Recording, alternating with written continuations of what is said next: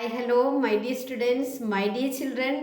We are starting part 2 class of our chapter 8 Democracy and Indian Experience. പ്രിയപ്പെട്ട കുട്ടികളെ, democracy and Indian experience എന്നുള്ള നമ്മുടെ chapter 8ൻ്റെ രണ്ടാമത്തെ video ആണ്.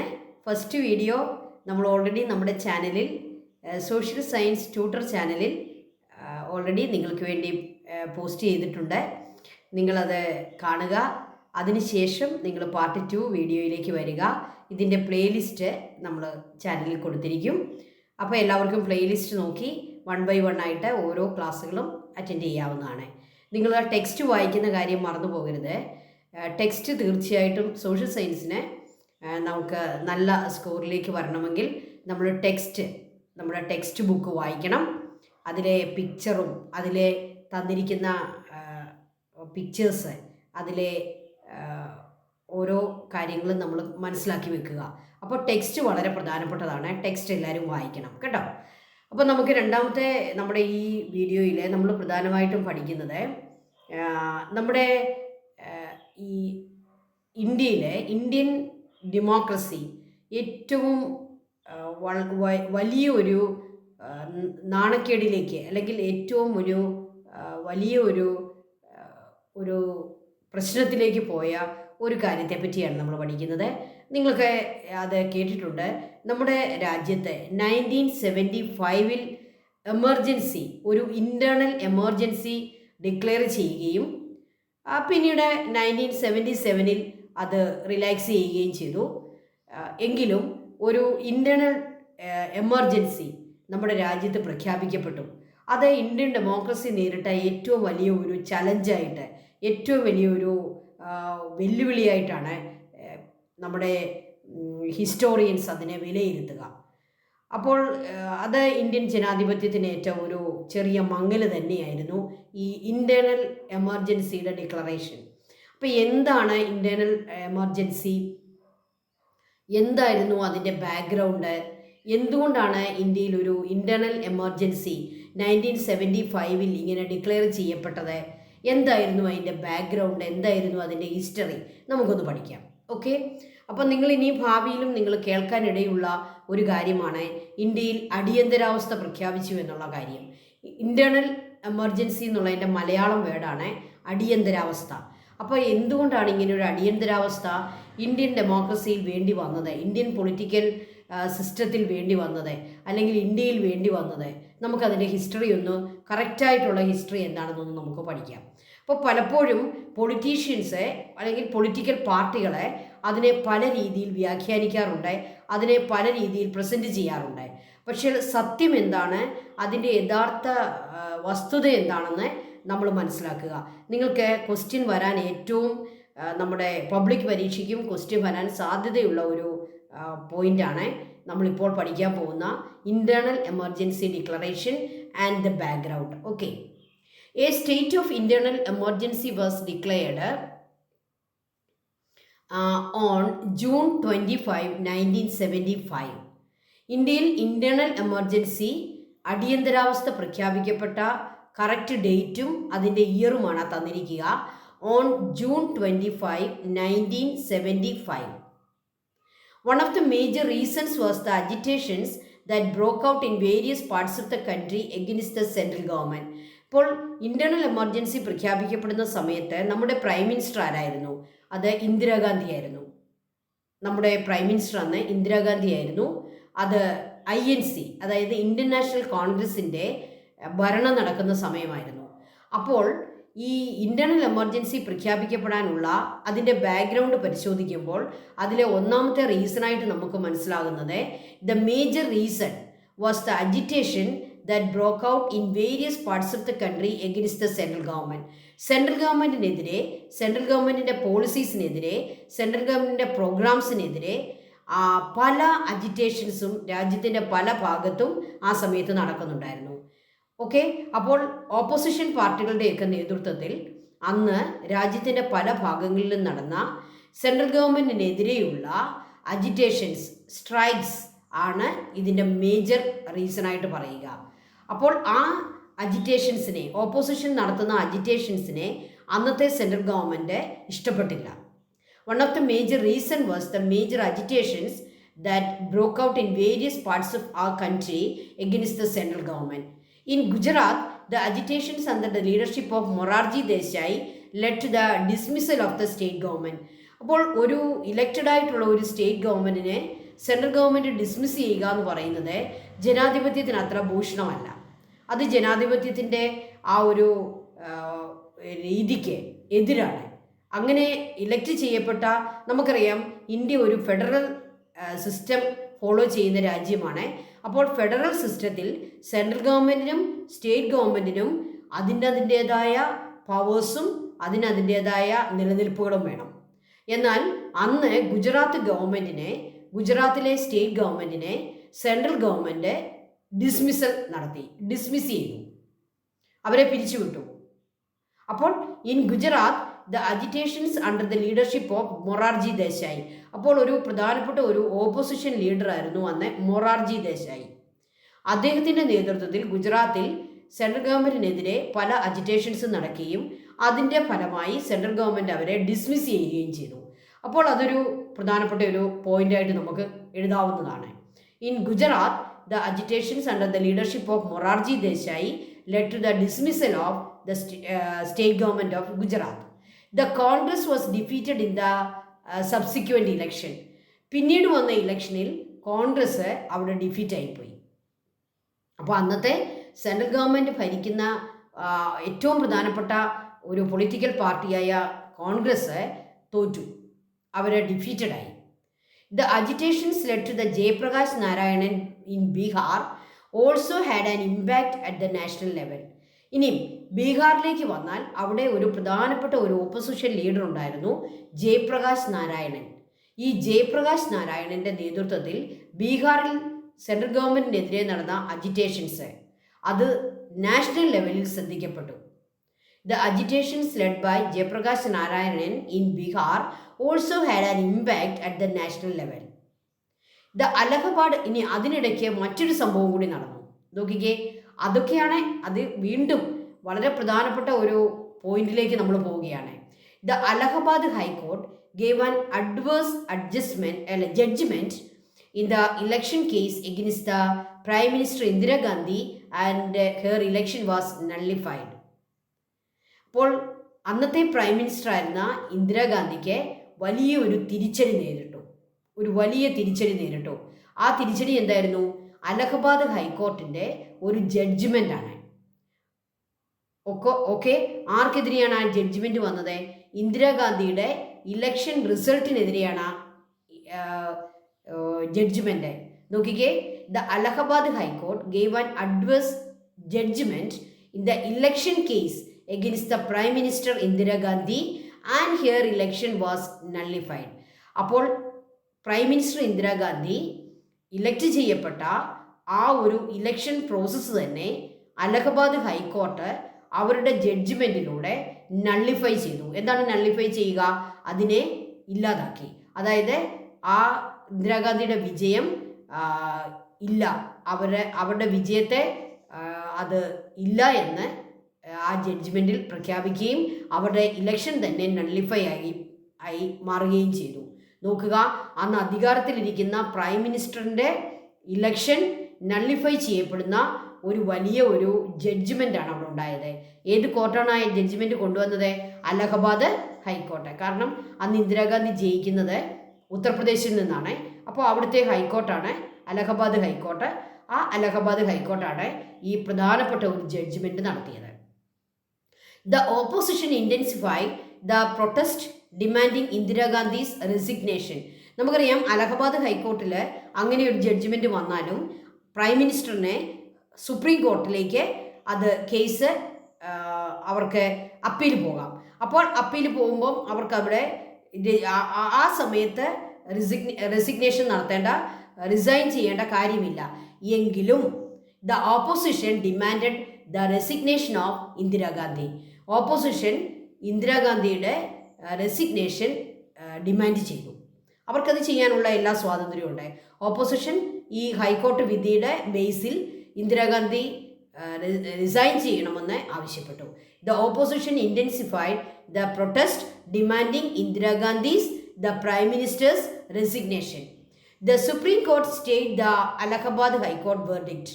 സുപ്രീം കോടതി സ്വാഭാവികമായും അവർക്ക് അപ്പീൽ കിട്ടുകയും അവർ ആ അലഹബാദ് ഹൈക്കോർട്ടിൻ്റെ ജഡ്ജ്മെൻറ്റിനെ അവരെന്ത് ചെയ്തു? സ്റ്റേ ചെയ്തു. സ്റ്റേ ചെയ്യുക എന്ന് പറഞ്ഞാൽ എന്താണ്? അടുത്ത ഒരു വാദമൊക്കെ കേൾക്കുന്നത് വരെ അതിനെ മരവിപ്പിച്ചു. സ്റ്റേയ്ഡ്. ഓക്കെ, അത് മരവിപ്പിച്ച് നിർത്തി. സുപ്രീം കോടതിക്ക് അതിനുള്ള പവറുണ്ട്. Okay. Subsequently the central government declared A national emergency in the country under article 352 of the constitution. അപ്പോൾ ഇന്ദിരാഗാന്ധി ശരിക്കും അങ്ങനെ ഒരു ഇൻറ്റേർണൽ എമർജൻസി പ്രഖ്യാപിക്കേണ്ട ഒരു കാര്യമുണ്ടോ എന്ന് നിങ്ങൾ അതിനെപ്പറ്റി കമൻറ്റ് ചെയ്യുക. നിങ്ങൾ അതിനെപ്പറ്റി വിലയിരുത്തുക. ടീച്ചർ അതിനെപ്പറ്റി ഒന്നും പറയുന്നില്ല. ഏതായാലും സ്വന്തം ഇലക്ഷൻ തന്നെ നള്ളിഫൈ ചെയ്യപ്പെട്ട ആ സാഹചര്യത്തിൽ സുപ്രീം കോർട്ട് അതിനെ സ്റ്റേ ചെയ്യുകയും ഇന്ദിരാഗാന്ധി പെട്ടെന്ന് തന്നെ അവരെ രാജ്യത്തെ ഇൻറ്റേർണൽ എമർജൻസി പ്രഖ്യാപിക്കുകയും ചെയ്തു. Subsequently the central government declared national emergency in the country under article 352. നമ്മുടെ കോൺസ്റ്റിറ്റ്യൂഷനിൽ ആർട്ടിക്കിൾ 352 ഉണ്ടാക്കി വെച്ചിരിക്കുന്നത് തന്നെ ഇൻറ്റേർണൽ എമർജൻസിയുമായിട്ട് ബന്ധപ്പെട്ടാണ്. ആർട്ടിക്കിൾ 352 നിങ്ങൾക്ക് ക്വസ്റ്റ്യൻ വരും. ഇൻറ്റേർണൽ എമർജൻസി പ്രഖ്യാപിക്കപ്പെടുന്നത് കോൺസ്റ്റിറ്റ്യൂഷനിലെ ഏത് ആർട്ടിക്കിളിനും ബേസിലാണ്? 352. ആർട്ടിക്കിൾ 352 എന്നാണ് നമ്മുടെ ഇൻറ്റേർണൽ എമർജൻസി പ്രഖ്യാപിക്കപ്പെട്ടത്? ജൂൺ 25, 1975. ഓക്കെ. അപ്പോൾ 2 കൊല്ലമായിരുന്നു നമ്മുടെ രാജ്യത്തെ ഇൻറ്റേർണൽ എമർജൻസി പിന്നീട് റിവോക്ക് ചെയ്തത് 77-ലാണ്. ഓക്കെ. അപ്പോൾ ഇൻറ്റേർണൽ എമർജൻസിയുടെ ബാക്ക്ഗ്രൗണ്ട് എന്തായിരുന്നു? സെൻട്രൽ ഗവൺമെൻറ്റിനെതിരെ ഉണ്ടായ രാജ്യത്തിൻ്റെ വിവിധ ഭാഗങ്ങളിൽ നടന്ന അജിറ്റേഷൻസ്, ഗുജറാത്തിൽ മൊറാർജി ദേശായിയുടെ നേതൃത്വത്തിൽ നടന്ന അജിറ്റേഷനും ഗുജറാത്ത് സർക്കാരിൻ്റെ ഡിസ്മിസലും, ദെൻ ബീഹാറിൽ ജയപ്രകാശ് നാരായണൻ്റെ ലീഡർഷിപ്പിൽ നടന്ന അജിറ്റേഷൻസും അത് നാഷണൽ ലെവലിൽ അതിന് വലിയ ഇമ്പാക്റ്റ് ഉണ്ടാക്കാൻ പറ്റിയതും, അലഹബാദ് ഹൈക്കോർട്ടിൻ്റെ ജഡ്ജ്മെൻറ്റും ഇന്ദിരാഗാന്ധിയുടെ ഇലക്ഷൻ നള്ളിഫൈ ചെയ്തതും, ഇന്ദിരാഗാന്ധിയുടെ റെസിഗ്നേഷന് വേണ്ടി ഓപ്പോസിഷൻ നടത്തിയ ഡിമാൻഡുകളും അജിറ്റേഷൻസും, ഇന്ദിരാഗാന്ധിയുടെ കേസിൽ സുപ്രീം കോടതി നടത്തിയ സ്റ്റേ. ഓക്കെ, ഇതിൻ്റെയൊക്കെ ബാക്ക്ഗ്രൗണ്ടിലാണ് ഇൻറ്റേർണൽ എമർജൻസി ഡിക്ലെയർ ചെയ്യപ്പെട്ടത്. ഓക്കെ, അത് കറക്റ്റായിരുന്നോ അത് തെറ്റായിരുന്നോ എന്നുള്ളത് നിങ്ങളുടെ അതിൻ്റെ വിലയിരുത്തലിന് വേണ്ടി ഞാൻ അവിടെ വിടുന്നു. Okay. What were the impact of emergency? അപ്പോൾ ഈ ഒരു ഇൻറ്റേർണൽ എമർജൻസിയെ എല്ലാവരും അതിനെതിരെ പ്രൊട്ടസ്റ്റുകൾ നടത്തുകയും അതിനെ എതിർക്കുകയും ചെയ്യുന്നത് എന്തുകൊണ്ടാണ്? അതിന് റീസൺ ഉണ്ട്. ഇൻറ്റേർണൽ എമർജൻസിക്ക് വളരെ നെഗറ്റീവായിട്ടുള്ള ഇമ്പാക്റ്റുകളുണ്ട്. ആ ഇമ്പാക്റ്റുകളൊക്കെ എന്താണെന്ന് നമുക്ക് നോക്കാം. ഇൻറ്റേർണൽ എമർജൻസി പ്രഖ്യാപിക്കപ്പെടുക എന്ന് പറഞ്ഞാൽ അതിന് പോസിറ്റീവായിട്ടുള്ള ഇമ്പാക്റ്റുകളൊന്നും അധികമില്ല. എന്നാൽ നമ്മുടെ രാജ്യം വലിയൊരു യുദ്ധത്തെ നേരിടുകയോ വലിയൊരു പ്രതിസന്ധിയെ നേരിടുകയോ ചെയ്യുന്ന ഒരു അവസരത്തിൽ രാജ്യത്തിന് നിലനിൽപ്പിന് വേണ്ടി ഒരു ഇൻറ്റേർണൽ എമർജൻസി പ്രഖ്യാപിക്കപ്പെടുന്നതിനെ നമുക്ക് പോസിറ്റീവായിട്ട് എടുക്കാം. പക്ഷേ ഇതുപോലെയുള്ള ബാക്ക്ഗ്രൗണ്ടിലൊക്കെ ഇൻറ്റേർണൽ എമർജൻസി പ്രഖ്യാപിക്കപ്പെടുക എന്ന് പറയുന്നത് അതിൻ്റെ ഇമ്പാക്റ്റൊക്കെ നെഗറ്റീവ് തന്നെയാണ്. അപ്പോൾ നമുക്ക് ആ ഇമ്പാക്റ്റുകളൊന്ന് പഠിക്കാം. The national emergency abolish the federal system of the constitution. ഒന്നാമത്തെ അതിൻ്റെ ഏറ്റവും വലിയ നെഗറ്റീവ് ഇമ്പാക്റ്റ് എന്ന് പറയുന്നത് നമ്മുടെ രാജ്യത്തിൻ്റെ ഫെഡറൽ സിസ്റ്റത്തെ തന്നെ അത് അബോളിഷ് ചെയ്യും. It abolished the federal system of the country, the federal system of the constitution. എന്താണ് ഫെഡറൽ സിസ്റ്റം? ഒരു സെൻട്രൽ ഗവൺമെൻറ്റും അതുപോലെ തന്നെ സ്റ്റേറ്റ് ഗവൺമെൻറ്റുകളും പവർഫുള്ളായിട്ട് രാജ്യത്തെ അഡ്മിനിസ്ട്രേഷൻ നടത്തുന്ന ആ ഒരു സിസ്റ്റമാണ് ഫെഡറൽ സിസ്റ്റം. അപ്പോൾ ഇൻറ്റേർണൽ എമർജൻസിയുടെ കാലത്ത് സ്റ്റേറ്റ് ഗവൺമെൻറ്റുകൾക്ക് ഒരു പവറുമില്ല. No state government, no power, only central government. അപ്പോൾ സെൻട്രൽ ഗവൺമെൻറ് മാത്രം എല്ലാ പവറും സ്വീകരിച്ചുകൊണ്ട് ഭരിക്കുന്ന രീതിയാണ് ഇൻറ്റേർണൽ എമർജൻസിയിൽ വരിക. So it abolish all federal system in our country. It concentrated power in the union government or the central government. So all powers in the country is concentrated in central government or the union government. Froze the fundamental right. നമ്മുടെ രാജ്യത്ത് നമ്മുടെ constitution നമുക്ക് guarantee ചെയ്യുന്ന നമ്മുടെ എല്ലാ fundamental റൈറ്റ്സും, right to speech, right to freedom, right to equality, right to freedom of religion, ഇങ്ങനെയുള്ള എല്ലാ ഫണ്ടമെൻ്റൽ റൈറ്റ്സും അബോളിഷായി പോകും. നോട്ട് അബോളിഷൻ എന്നുള്ള വാക്ക് നമുക്ക് ഉപയോഗിക്കാൻ പറ്റത്തില്ല. അബോളിഷ് ആകുന്നില്ല. ഇൻ്റർണൽ എമർജൻസി റിവോക്ക് ചെയ്ത് കഴിയുമ്പോൾ ആ ഫണ്ടമെൻ്റൽ റൈറ്റ്സ് എല്ലാം തിരിച്ചു വരും. അതുകൊണ്ട് നമുക്ക് അവിടെ ഒരു പുതിയ വേർഡ് ഉപയോഗിക്കാം, ഫ്രോസ്. അതിനെ മരവിപ്പിച്ച് നിർത്തുന്നെന്ന് മാത്രമേ ഉള്ളൂ. Froze the fundamental rights. Okay, then it abolish the കോർട്ട്സ് power of judicial review. Judicial റിവ്യൂവിനുള്ള കോർട്ടിൻ്റെ പവറുകൾ അവിടെ അബോളിഷ് ചെയ്യപ്പെടും. ജുഡീഷ്യൽ റിവ്യൂ ഇല്ല. ഇന്റർണൽ എമർജൻസിയുടെ സമയത്ത് കോടതികൾക്ക് ജുഡീഷ്യൽ റിവ്യൂ നടത്താനുള്ള പവർ നഷ്ടപ്പെടും. സെൻട്രൽ ഗവൺമെൻറ് എല്ലാം തീരുമാനിക്കും. അവർ പറയുന്ന പോലെ കാര്യങ്ങൾ നടക്കും. അവിടെ ജഡ്ജ്മെൻറ്റിനോ കോടതികൾക്കോ ഒന്നും വലിയ പ്രാധാന്യമൊന്നുമില്ല. അപ്പോൾ abolish the കോർട്ട്സ് power of judicial review. Then opposition party leaders were imprison without trial. Opposition party leaders, നമുക്കറിയാം അന്ന് വളരെ പ്രധാനപ്പെട്ട ഓപ്പോസിഷൻ പാർട്ടി ലീഡേഴ്സൊക്കെ ഇന്ത്യയിലുണ്ടായിരുന്നു എമർജൻസിയുടെ സമയത്ത്. അത് മൊറാർജി ദേശായി, ജയപ്രകാശ് നാരായണനെയൊക്കെ പോലെയുള്ള. അപ്പോൾ ഓപ്പോസിഷൻ ലീഡേഴ്സിന് എന്ത് സംഭവിക്കും? ഇന്റേണൽ എമർജൻസി ഉള്ളപ്പോൾ they were imprison without trial. യാതൊരു വിചാരണയും ഇല്ലാതെ അവരെ എല്ലാം പിടിച്ച് ജയിലിലിടും. They were imprison without trial. Okay, then censorship was imposed on news papers and news. എല്ലാ TV, റേഡിയോ ചാനലുകളും നമ്മുടെ പ്രിൻ്റഡ് മീഡിയയും എല്ലാം സെൻസർഷിപ്പിലേക്ക് വരും. എന്താണ് സെൻസർഷിപ്പ്? അവരുടെ എല്ലാം വാർത്തകളും അവർ കൊടുക്കുന്ന ചിത്രങ്ങളും വാർത്തകളും എല്ലാം ഗവൺമെൻറ് അതോറിറ്റി സെൻസർ ചെയ്ത് അവരതെല്ലാം പരിശോധിച്ച് ഓക്കെ കൊടുത്താൽ മാത്രമേ പേപ്പറിൽ വരൂ. കാരണം എന്താണ്? സെൻട്രൽ ഗവൺമെൻറ്റിനെതിരെ ഒരു വാക്ക് പോലും, ഒരു വരി പോലും എഴുതാൻ ഒരു മീഡിയയെയും അനുവദിക്കത്തില്ല. അപ്പോൾ നമുക്ക് വിവരങ്ങളൊന്നും കിട്ടുകയില്ല, ഒരു ശരിയായ വിവരവും കിട്ടുകയില്ല. സെൻട്രൽ ഗവൺമെൻറ്റിന് വേണ്ട വിവരങ്ങൾ മാത്രം മീഡിയയിൽ വരും. Why? Because censorship was imposed on news papers and news. മനസ്സിലായല്ലോ? അതാണ് ഇന്റേണൽ എമർജൻസി. ഒന്നും നമുക്കറിയാൻ ഒരു മാർഗവും ഇല്ല. Okay, then economic restrictions were imposed. എല്ലാ ആനുകൂല്യങ്ങളും, സാമ്പത്തികമായിട്ടുള്ള എല്ലാ ആനുകൂല്യങ്ങളും കട്ട് ചെയ്യപ്പെടും. ഇക്കണോമിക് റെസ്ട്രിക്ഷൻസ് എല്ലാ മേഖലയിലും വരും, ഒന്നും വരികയില്ല. അപ്പോൾ സാമ്പത്തികമായിട്ട് അടിച്ചമർത്തും. അപ്പോൾ പൊളിറ്റിക്കലി, ഇക്കണോമിക്കലി, സോഷ്യലി എല്ലാം അടിച്ചമർത്തപ്പെടുന്ന ഒരു കാലഘട്ടമാണ് ഇന്റേണൽ എമർജൻസി. അതാണ് എല്ലാവരും ഇന്റേണൽ എമർജൻസിയെ എതിർക്കുന്നത്. ഓക്കെ, ഒരു ഫ്രീഡവും ഇല്ല, ഫണ്ടമെൻ്റൽ റൈറ്റ്സ് ഒന്നുമില്ല. എപ്പോൾ വേണമെങ്കിലും പോലീസുകാർക്ക് വന്ന് നമ്മളെ പിടിച്ചുകൊണ്ട് പോകാം. ഒരു ട്രയലും ഇല്ല, ആരെയും ജയിലിൽ അടയ്ക്കാം. ഓരോരുത്തരും എവിടെ പോയെന്ന് പോലും അറിയത്തില്ല.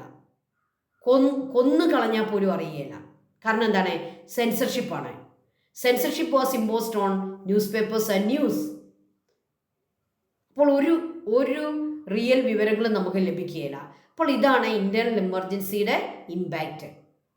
ഓക്കെ, അപ്പോൾ ഇന്റേണൽ എമർജൻസിയെ, അടിയന്തരാവസ്ഥയെ എല്ലാവരും എതിർക്കുന്നതിൻ്റെ കാരണം നിങ്ങൾക്ക് മനസ്സിലായല്ലോ.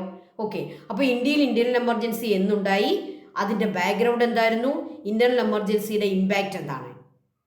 അടുത്തത്, ഇനി നമുക്ക് ഇന്ത്യയിലെ ഈ backward classes, SC/ST groups, women, പെസൻസ്, workers, ഈ ഓരോ ഗ്രൂപ്പും ഇന്ത്യയിലെ ഓരോ വിഭാഗം ആൾക്കാരും നടത്തിയ അജിറ്റേഷൻസും അതിൻ്റെ ഇമ്പാക്റ്റും എന്താണെന്നാണ് ഇനി നമുക്ക് മുന്നോട്ട് പഠിക്കാനുള്ളത്. അതിൽ നമുക്ക് ഇന്ന് പഠിക്കാനുള്ളത് ബാക്ക്വേർഡ് ക്ലാസ്സസ്. നമ്മൾ OBC എന്ന് പറയുന്ന അതർ ബാക്ക്വേർഡ് ക്ലാസ്സസ്, അവരെ പറയേണ്ടത് അങ്ങനെയാണ്. യഥാർത്ഥത്തിലുള്ള വേർഡ് അതാണ്, അതർ ബാക്ക്വേർഡ് ക്ലാസ്സസ്, OBC. എന്തുകൊണ്ടാണ് അതർ ബാക്ക്വേർഡ് ക്ലാസ്സസ് എന്ന് അതർ എന്നുള്ള വേർഡ് കൂടി ചേർത്തിരിക്കുന്നത്?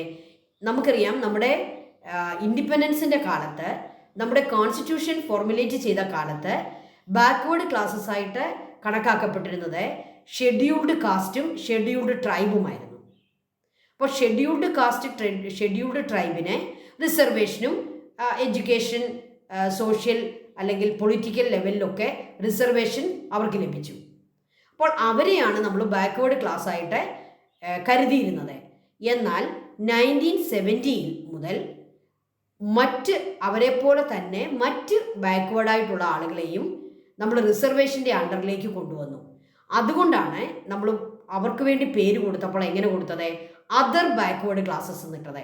അപ്പോൾ ആരെ ഒഴിവാക്കിയിട്ടെന്നാണ് നമ്മൾ മനസ്സിലാക്കേണ്ടത്? Scheduled caste, scheduled tribe.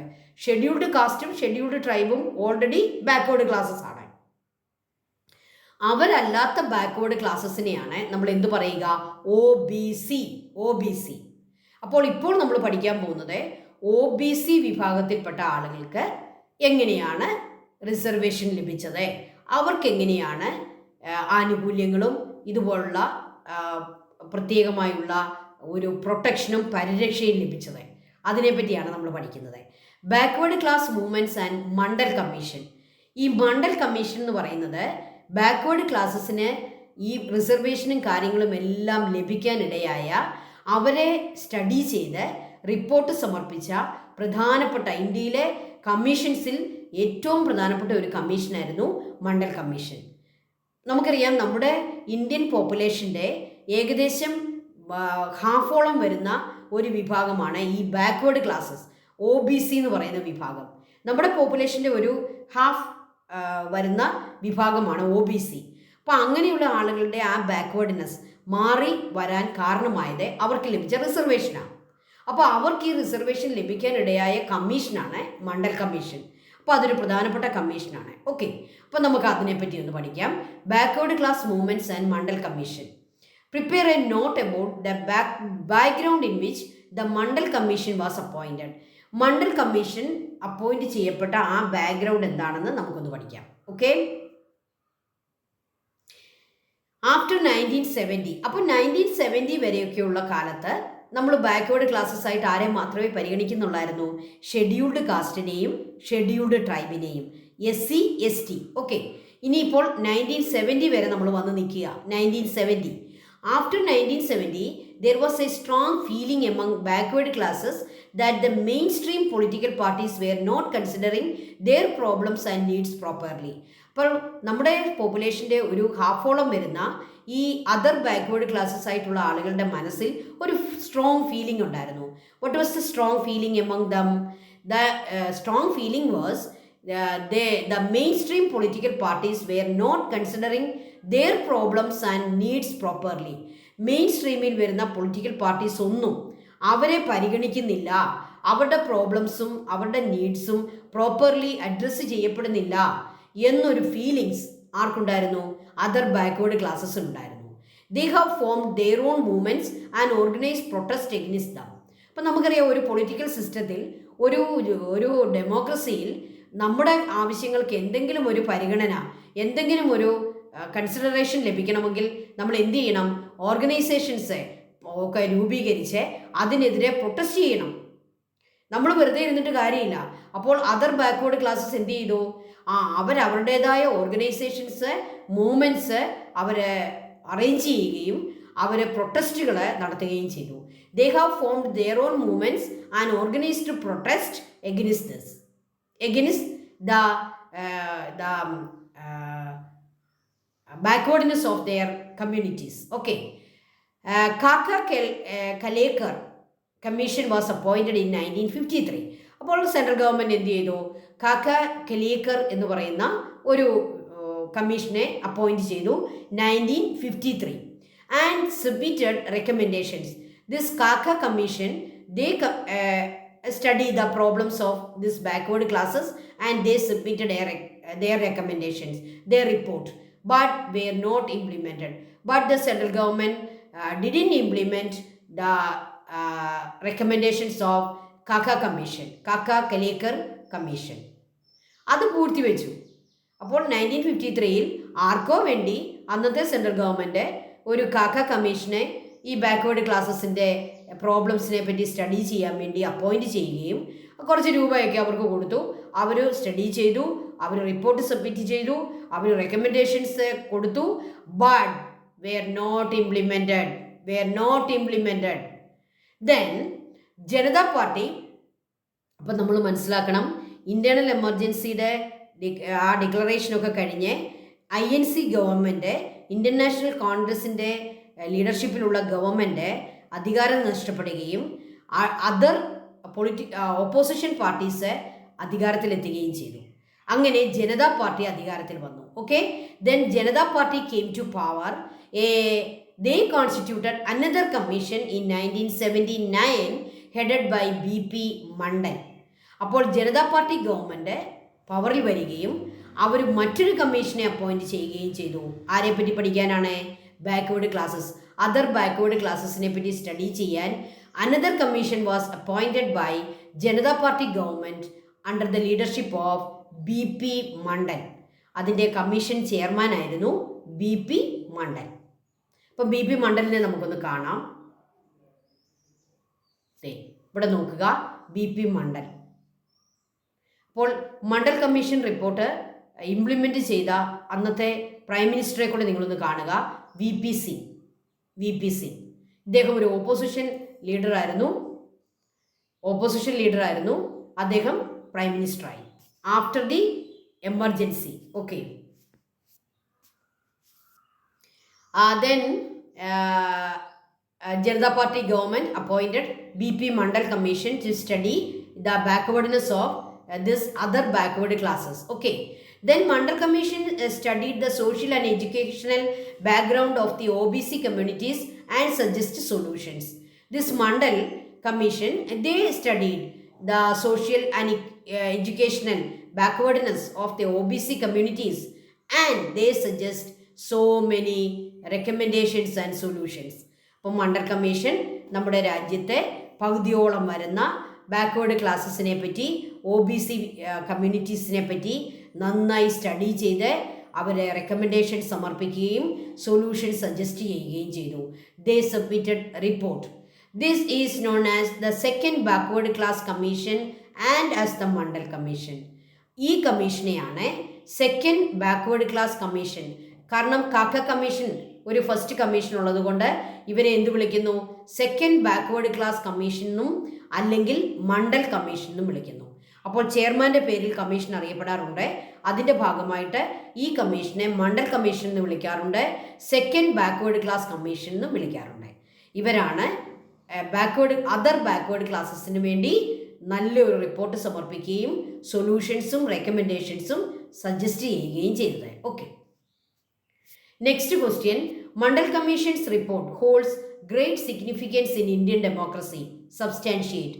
അപ്പോൾ ഇന്ത്യയിലെ ഹാഫോളം വരുന്ന അതർ ബാക്ക്വേർഡ് ക്ലാസ്സസിനെ പറ്റി നല്ലൊരു റിപ്പോർട്ട് സമർപ്പിച്ച ഈ മണ്ഡൽ കമ്മീഷൻ റിപ്പോർട്ട് അത് ഇന്ത്യയുടെ ഇന്ത്യൻ ഡെമോക്രസിയിൽ വലിയ സിഗ്നിഫിക്കൻസ് ഉണ്ട്, അല്ലേ? A great significance. നമുക്കതിനെപ്പറ്റി പഠിക്കാം. The Mandal commission submitted the report in 1980. ഒരു വർഷമെടുത്തു. 1979 അവരെ അപ്പോയിൻറ്റ് ചെയ്തത്. 1 ഇയർ അവർ സ്റ്റഡി ചെയ്തു. അവർ റെക്കമെൻഡേഷൻ സമർപ്പിച്ചതെന്നാണ്, റിപ്പോർട്ട് സമർപ്പിച്ചതെന്നാണ്. They submitted the report in 1980. They recommended 27% reservation for backward classes in government jobs and educational institutions. അപ്പോൾ വിദ്യാഭ്യാസത്തിനും ഗവൺമെൻറ് ജോബിലും 27% റിസർവേഷൻ അതർ ബാക്ക്വേർഡ് ക്ലാസ്സസിന് കൊടുക്കണമെന്ന് മണ്ഡൽ കമ്മീഷൻ റിപ്പോർട്ട് സമർപ്പിച്ചു. They recommended 27% of reservation for other backward classes in government jobs and educational institutions. Okay, the National Front government led by VP Singh decided to implement this report in 1990. നോക്കിക്കേ, 10 കൊല്ലം ആ report പൂർത്തിവെച്ചു. നോക്കിക്കേ, കണ്ടോ? ഒരു ഗവൺമെൻറ്റും ഇതുപോലുള്ള കാര്യങ്ങൾ നടപ്പിലാക്കത്തില്ലെന്ന് നിങ്ങൾക്ക് ഇപ്പോൾ പിടികിട്ടി കാണും. ഈ 1980 27% റിസർവേഷൻ ഈ അതർ ബാക്ക്വേർഡ് ക്ലാസ്സസിന് കൊടുക്കണമെന്ന റിപ്പോർട്ട് മണ്ഡൽ സമർപ്പിച്ചു. പക്ഷേ ഇന്ത്യയുടെ സിറ്റുവേഷൻ നോക്കിക്കേ, ഇന്ത്യയുടെ സിറ്റുവേഷൻ നോക്കിക്കേ, 10 കൊല്ലം അത് പൂർത്തി വെച്ചു. അതിനെ അനക്കിയില്ല, അത് പൂർത്തി വയ്ക്കപ്പെട്ടു. അതെന്നാണ് പുറത്തെടുത്തത്? National front government V P സിംഗിൻ്റെ കാലഘട്ടത്തിൽ നാഷണൽ ഫ്രണ്ട് ഗവൺമെൻറ് ആയിരുന്നു സെൻട്രൽ ഗവൺമെൻറ്റിൻ്റെ ലീഡർഷിപ്പ് എടുത്തത്. അവരാണ് മണ്ഡൽ റിപ്പോർട്ടിനെ ഇംപ്ലിമെൻറ്റ് ചെയ്യാൻ തീരുമാനമെടുത്തത്. They decided to implement this report in 1990. 10 കൊല്ലം കേട്ടോ, ഓർത്ത് വെച്ചോണേ. Today all the major political parties in the country except OBC reservation. അന്ന് എതിർത്ത പാർട്ടികളും ഈ 10 കൊല്ലം നമ്മുടെ മണ്ഡൽ റിപ്പോർട്ട് പൂഴ്ത്തിവെച്ചത് എന്തുകൊണ്ടാണ്? കുറേ political parties Mandal report implement ചെയ്യുന്നതിനെ എതിർത്തു. They didn't agree. അപ്പോൾ ഇന്ന് പക്ഷേ എല്ലാ മേജർ പൊളിറ്റിക്കൽ പാർട്ടീസും ഇതിനെ അക്സെപ്റ്റ് ചെയ്യുന്നു. Today all the major political parties in the country accept OBC reservation. Okay, it ensure the welfare of the backward classes that constitute nearly half of the population. അപ്പോൾ നമ്മുടെ പോപ്പുലേഷൻ്റെ ഒരു ഹാഫോളം വരുന്ന other backward ക്ലാസസിൻ്റെ വെൽഫെയറിന് ഏറ്റവും പ്രയോജനപ്പെട്ട ഒരു റിപ്പോർട്ടായിരുന്നു Mandal commission report. So this report ensure the welfare of the other backward classes that constituted half of our population. Okay, that is the significance of this Mandal report. അപ്പോൾ Mandal commission report സമർപ്പിച്ച year, അത് implement ചെയ്ത നമ്മുടെ prime minister ആരാണ്, ആ political party ഏതായിരുന്നു, ആ government ഏതായിരുന്നു, അതുപോലെ തന്നെ അതിൻ്റെ പ്രത്യേകത എന്താണ്. ഓക്കെ, അപ്പോൾ ഇതൊന്ന് പഠിച്ചോണം കേട്ടോ. അപ്പോൾ നമ്മുടെ മണ്ഡൽ റിപ്പോർട്ട് ഇംപ്ലിമെൻറ്റ് ചെയ്ത പ്രൈം മിനിസ്റ്റർ ആയിരുന്നു VP Singh. National front government ആണെന്ന് യൂണിയൻ ഗവൺമെൻറ് ഭരിച്ചത്. മണ്ഡലിനെ നിങ്ങളെല്ലാവരും കണ്ടല്ലോ, BP മണ്ഡൽ. ഓക്കെ, ദെൻ ഇനി നമ്മൾ പഠിക്കുന്നത് ഈ അതർ ബാക്ക്വേർഡ് ക്ലാസസ് OBC നമുക്ക് മാറ്റിവെക്കാം. ഇനി നമുക്ക് ദളിത് മൂവ്മെൻറ്റിനെ പറ്റി പഠിക്കാം. ദളിത് മൂവ്മെൻറ്റ്. അപ്പോൾ ദളിത് എന്ന് പറയുമ്പോൾ SC/ST കാറ്റഗറി. നമുക്കറിയാം, കോൺസ്റ്റിറ്റ്യൂഷൻ ഫോർമുലേറ്റ് ചെയ്ത നമ്മുടെ ബിഗിനിങ് മുതലേ റിസർവേഷനും കാര്യങ്ങളും എല്ലാം ലഭിക്കുന്ന ഒരു ഗ്രൂപ്പായിരുന്നു ദളിത് റിസർവ് കാറ്റഗറി. പക്ഷേ ഈ റിസർവേഷൻ ഉണ്ടെങ്കിലും അവരുടെ വെൽഫെയർ ഒന്നും അത്ര കാര്യമായിട്ട് നടക്കുന്നില്ലായിരുന്നു. Their situation was very pathetic. Their economic situation, their educational situation, their social situation, it was very pathetic. They led a miserable life. അവരുടെ അവസ്ഥയൊന്നും അത്ര മെച്ചപ്പെടുത്തിയില്ല. അവരുടെ റിസർവേഷനും കാര്യങ്ങളും ഒന്നും ഉണ്ടെങ്കിലും അവരുടെ അവസ്ഥ അധികം മെച്ചപ്പെട്ടില്ല. അതുകൊണ്ട് ദളിത് മൂവ്മെൻറ്റ്സും നമ്മുടെ രാജ്യത്തുണ്ടായി.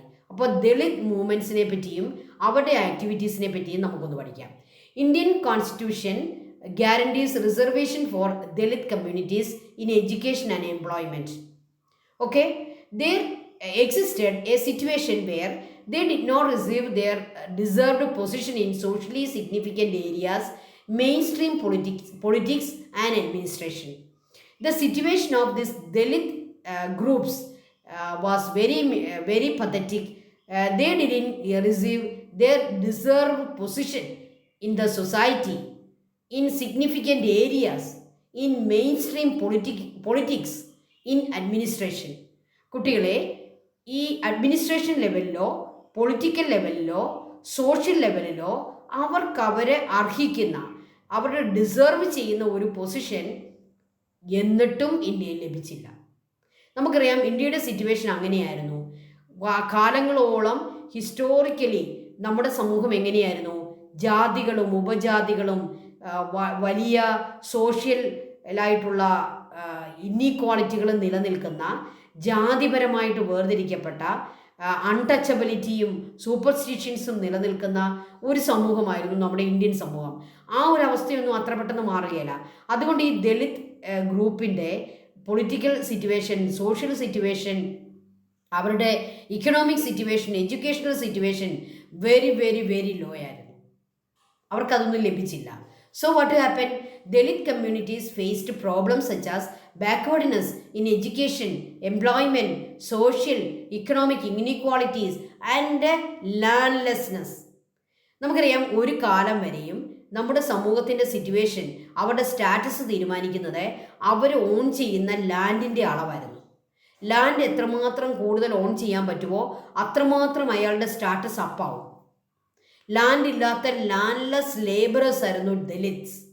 So their landlessness, their the economic social inequalities, their educational employment backwardness, they faced so many problems. the Dalit communities.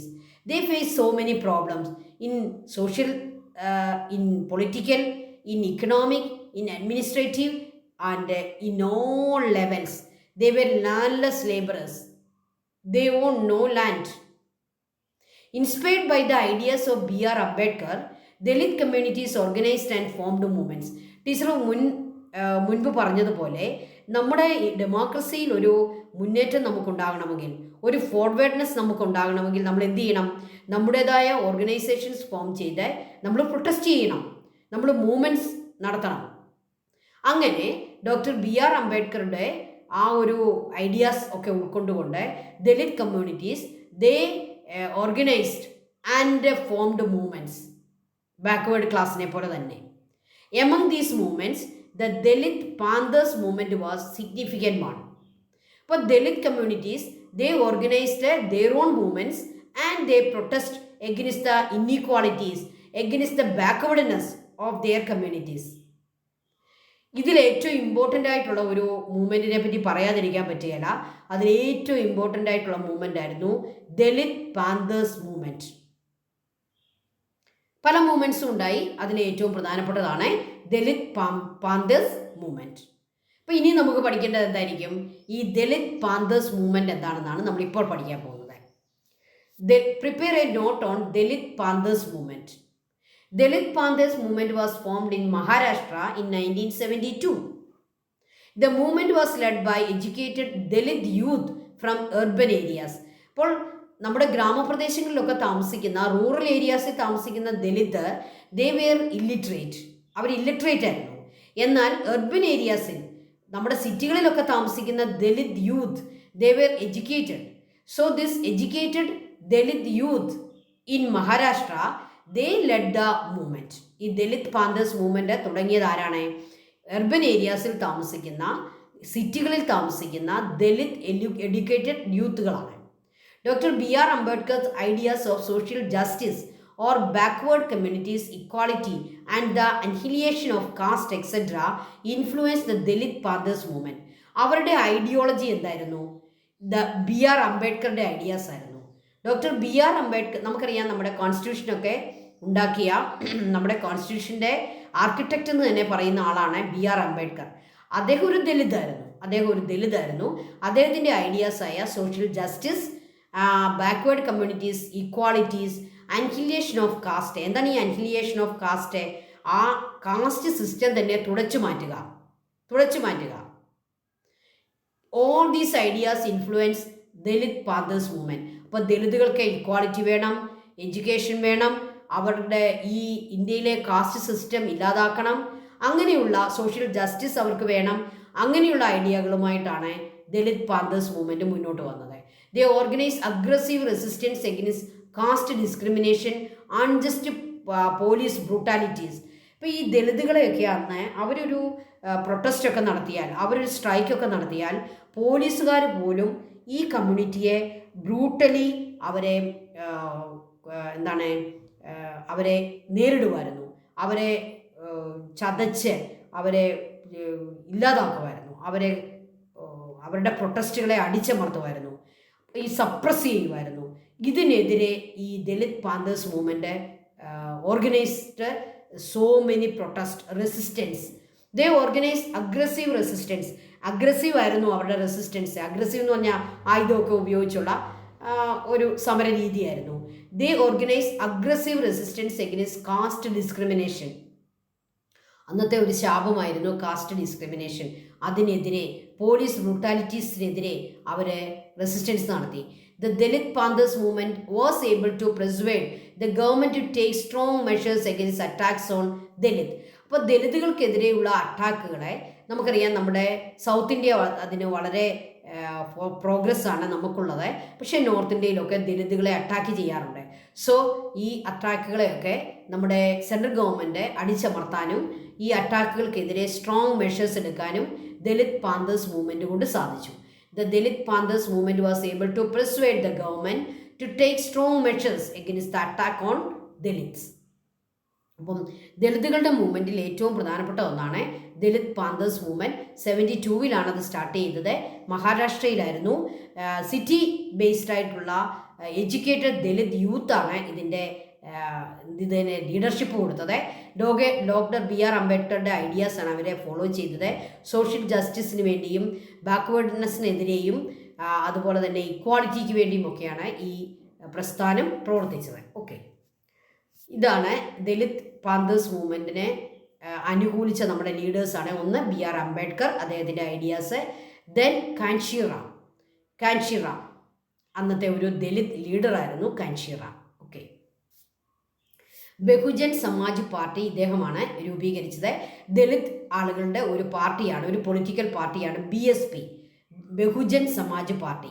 Other organisations and political parties formed by uplift of ദലിതുകൾക്ക് വേണ്ടി ദലിത് പാന്തേഴ്സ് മൂവ്മെൻറ്റ് പോലെ തന്നെ 2-3 movements കൂടിയുണ്ട്. BAMCEF, backward and marginalised community എന്ന് പേരുള്ള ഒരു മൂവ്മെൻ്റാണ് BAMCEF. Then Dalit സഹോട്ട് Samaj സംഘാത് സമിതി. Then Bahujan Samaj party BSP.